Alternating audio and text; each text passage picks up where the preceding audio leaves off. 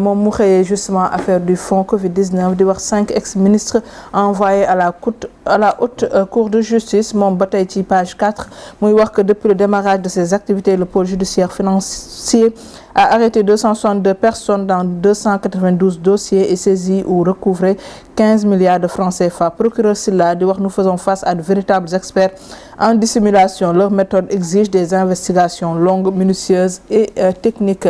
leneen loo xamante ne bokk na si li gën a fës ci yéenekaay bi di l'info moom muy wax affaire Covid-19 il pleut des millions au pôle financier ndax gis nañu ñu bëri ñi nga xamante ni déposé nañu ay caution ay millions pour mën a génnal APR sur les accusations du pouvoir ñoom APR ñuy wax que ni ils feront face et ils vont vaincre ñu jaar si beneen yéenekaay. Après l'info yéenekaay enquête yéenekaay moom. enquête yéenekaay traque financière la xëy di ko wax ak li nga xamante ne moom mooy dette cachée yéenekaay bi di wax le grand affrontement les premiers éléments livrés par le procureur sur les poursuites en cours mais aussi la stratégie de lutte contre la délinquance financière présente. L'APR qui produit un contre-rapport rejette les accusations de dette cachée et pointe des manœuvres politiques mën ngeen ko fekk en détail ci yéenekaay bi di enquête. wàllum immigration irrégulière yéenekaay bi di wax le phénomène décime les Jakartaman mi ngi ci enquête yéenekaay. Après enquête yéenekaay les échos moment fay. Les échos wax affaire des fonds force Covid-19 tout le monde consigne et sort yéenekaay bi di wax Ousseynou Ngom 220 millions ak kër la joxe Mouhamed Sène 41 millions la joxe Moussa Sam Daf Mamadou Ndiaye paye et parte. yéenekaay bi Waly Diouf Bodian tamit yéenekaay bi wax na ne mi ngi wax que le dossier risque de flopper du fait de la possibilité offerte à des milliardaires de cautionner pour recouvrer la liberté. leneen loo xam ne bokk na si li gën a fës ci les échos mooy après les observations des autorités et les critiques les dossiers accélérés à une grande vitesse. Après les échos yéenekaay las yéenekaay moomoo. las yéenekaay la SODAV distribue des millions la wax nga xamante ne ñoom tamit génne nañu répartition yi concernant li nga xamante ne moom mooy droit d'auteur droit voisin yi mën ngeen kaa fekk sur la page justement de SODAV yéenekaay bi L'As Quotidien dellu si na aussi si un militaire blessé et un porté disparu fële ca Casamance.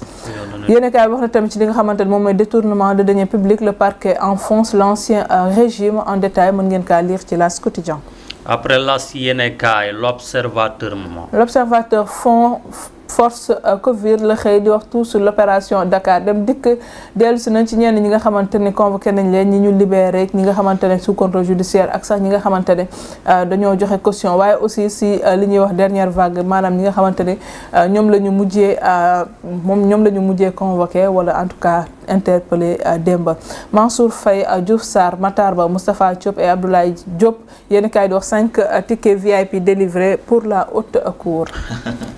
Après l'observateur tribune yéenekaay. Robert Bourgi met en garde le régime yéenekaay bi di tribune di wax la voix que Diomaye et Sonko empreinte est dangereuse. Bourgi 5 tickets VIP la dégg de. ah 5 tickets.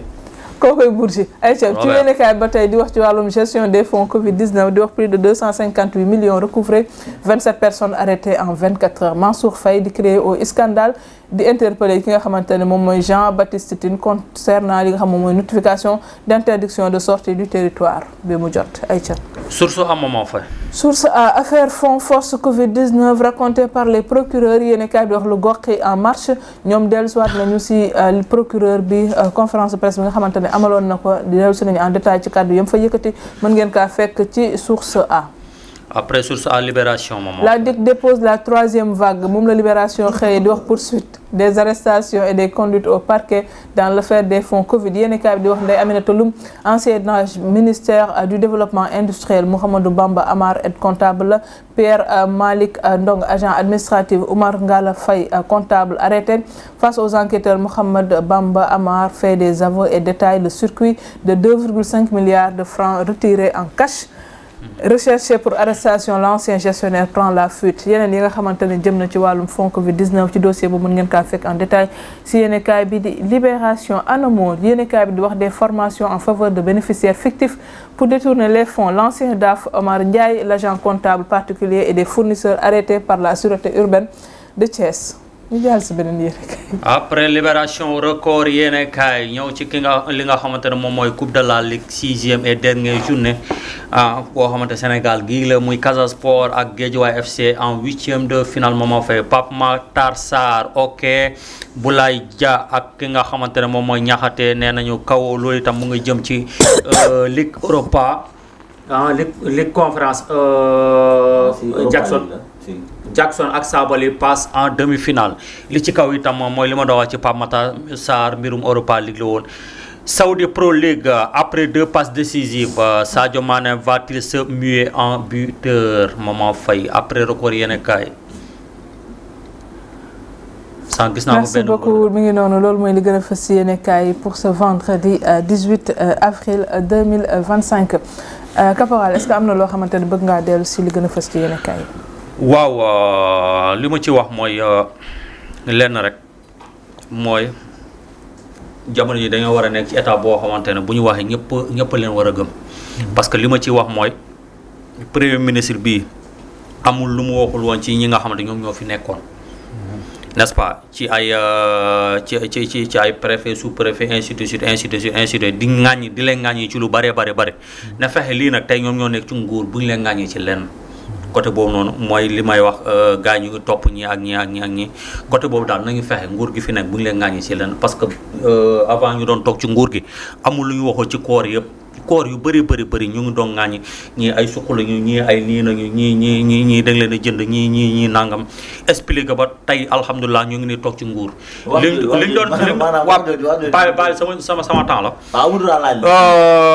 beneen affaire mooy tey ñu ngi topp ay nit.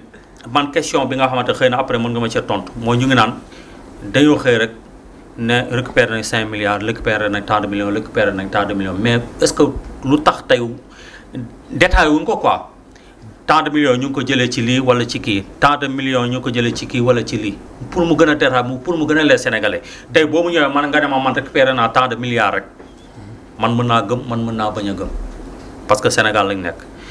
côté boobu daal loolu laa amul lu ma ci wax Mama Faye beneen affaire itam gis nañ waa affaire itam riposté ci côté li nga xamante moom la fi gars yi waxaloon FMI tey itam ñoom nee nañu xeexuñu dara nañu ñëw ci débat d'idée ñu waxtaan ci li nga xamante moom mooy mbirum FMI pour mu leer daal Mbappé affaire daal loolu la wax Mama Faye loolu laa amul lu ma ci donc maanaam man tey sama commentaire dama am lu reeru sànq ba léegi bi ngay def revue des titres boo xoolee yéen kaay yëpp li ñuy bind ñi ay gox la ñuy bind ñi ay 5 tickets.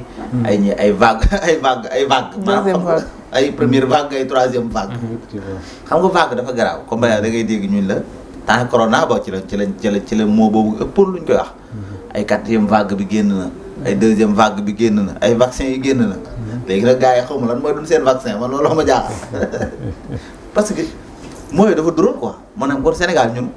man xamul réew mu nekk quoi affaire dafa neex Sénégal dafa neex ay milliards ay millions fi nga doon daaneel caporal ci maam gars yi milliards yooyu noonu mais pourtant yow boo xoolee bu baax xam nañ fi mu jógee kay da day jàpp diw mu joxe benn caution ñu jàppaat kee mu génne benn jàpp loolu boo ko dajalee day doon ay milliards wala waxee woon foofu noonu la demee di caporal. baax na kon si noonu la demee gars yi leer na ni. kon baax na kon. xaalis bu fi gars yi indi. wax nañ fi ci ki ko joxe ak ki ko versé. 5 milliards ngeen ñoo ko joxe.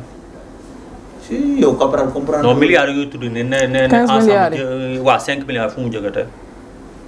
xam naa man loolu daal du sama liggéey. en tout cas procureur bi def nañu conférence de presse démb pour gën a indi ay leeral si li nga xamante ne moom mooy liggéey bi ñu nekk di def depuis boobu ba léegi. si li nga xamante ne récupéré nañ ko mais aussi ci ñi nga xamante ne sax booy comme 5 ministres yi nga xamante ne dañ nar a dem haute cour de justice entre autres en fait par rapport à conférence de presse bi. 5 tickets VIP. alors Ndiaye un commentaire si loo xamante ne bëggoon nga si dellu si loo xam bokk na si li fës ci yéen kaay yi. waaw xanaa rebondir ci colonel li mu wax rek. mu caporal may dellu si xaalis bi nga xamante ne nit ñi ñu ngi koy cautionné. di wax ne loolu moom boo xoolee mbir mi muy demee rek parce que cautionnement yi am na ñoo xamante ne parquet financier bi génn nañ fii bëgg a cautionné 10 milliards. parquet bi nanguwu ko donc pour dire que cautionnement yaa ngi fi ñëpp xam nañ ko. ñii mu ngi cautionné ay valeur terrain 8000 mètres carrés avec Tahirou Sarr. c'est presque plus d'une centaine de milliards. mais parquet bi moom moo nangu wut. parce que cautionnement aussi dafay am ay conditions du da ngay am sa xaalis rek ñu cautionné. ça dépend ci situation bi nga nekk pénalement. donc te loolu justice moom tant que mu ngi nekk en cours. mën na koo xam lépp. li ñuy def nii sax mooy pour leeral ñu tuuti rek pour ñu mën a bañ a nekk ci lëndëm moo tax ñu def ko. mais mbirum justice il faut que nga évacuer affaire ba pare soog a ñëw nag. ñu mën a soog a xam nag man diw temps la def mais tant que ñu ngi ci instruction bi am na yoo xam ne mënoo ko génn ci place publique bi. parce que nit ñi aussi dañoo am ay kilifa lañ dañoo am présomption d'innocence ba pare tamit. yaa wax yoo xam ne yaa un minimum de secret yoo xamante ne da cee war a ànd. mais nga baal ma fay bu fekkente ne kii nag maanaam tey li tax may kii mooy ñi nga xamante ne ñoom ñooy seetaan. ñi nga xam ne dañoo mel ni man du ñu comprendre lu bëri da ngay dégg 5 milliards ñu ne gars yi sàcc nañu indi waat nañ lu ñu sàccoon yëpp xam nga tey nee nga par exemple ci li nga xam ne dañ koy teg ci table cautionnement la lu ci bëri. comprendre wala lépp boog wala lu ci bëri. comprendre mais tey damay toog ak ay wala ay nit ñoo xamante ne gars yi ñu ngi delloo xaalis bi ñu sàccoon ñu ngi koy delloo. côté boobu nag moo tax may poser débat bii waaw. waaw ñu ngi koy delloo xam nga déjà bu ñu communiqué ci montant bi loolu rek vraiment c'est une avancée. yow nga xam ne ñii. affaire fii la mais fa mu leer maanaam avancé parce que wax nañu aussi ci oto yu saisir rek. maanaam jël nañu ci loo xamante ne àll état la ñun ñoo ko moom jël nañ ko récupéré nañ ko ak. tant de milliards yoo xam ne récupéré nañ ci ay cautionnement maanaam loo xam ne récupéré nañ ci ñi ñoo ko sàccoon ak loo xamante ne ñii dañ koo teg comme cautionnement yooyu tamit ñaari xam nga caporal mooy li Ndiaye doon wax sànq c'est-à-dire ñoom balaa ñu naan ñii dañ koo sàccoon il faut que ñoom ñu xaar ba mbir bi jë saak ñoom fi ñu mën a yem mooy saisie yi nga xamante ne def nañ ko moo xam si wàllum xaalis wala si oto yeeg yooyu ak ñi nga xam dañoo joxe caution mais tamit ñoom mënaguñu ne kii dafa sàccoon tant que juge bi aussi parce que am na solo préciser cautionnement bi procédure bi day continuer. léegi procédure mën na dem ba léegi waa ji kat nekkatee deful woon su boobaa dañ lay delloo sa caution. dañ lay delloo waaw. mais bu fekkee nag yow dañ laa def dañ lay teg ay daan. léegi daan yooyu nag non seulement normalement cautionnement bi da nga koy perte wala mën nga see teg leneen sax mais tamit dafay am daan boobu nag moom mooy wane yow buñ la kiiyee lan la ñaata lañ lay teg si daan mais man li ma bëggoon peut-être. préciser ci foofu rek mooy que peut-être mbiru cautionnement bi ak non ak côté pénal bi yooyu moom xam naa peut-être dina soxla ay débat après pour ñu mën a xam parce que aussi genre deniers publics yi képp koo xam ne laale nga ci vraiment waroon na am ay daan de façon vraiment morale yoo xamante ne maanaam ay mandat électif ak yooyu war nañ fexe ba nga xam ne ñooñu dootuñ ko mën a am ci dëkk bi parce que aussi li nga xam ne ñëpp a ko bokk yow ci nu nga jël ko luubal ko kooku ëllëg si biir ba kenn war koo dénk ay dëj kooku moom xaw ma peut-être lii bu passé ni nañ dellu si waat ci xoolaat ci yi nga xamante ne moom lañ war a en tout cas ku mel ne Birame Diouf Ababacar moom mu ngi wax que la reddition des comptes est un impératif dans la mesure où la situation économique du Sénégal ne saurait cautionner de tels agissements cependant je pense que les sanctions doivent être plus sévères pour rejoindre un peu li nga doon wax léegi nii li nga daanalee léegi alors Ousmane Diouf ñu koy nuyu aussi bu baax moom muy wax merci beaucoup maman vous avez invité un coordonnateur très loyal très sympathique et très engagé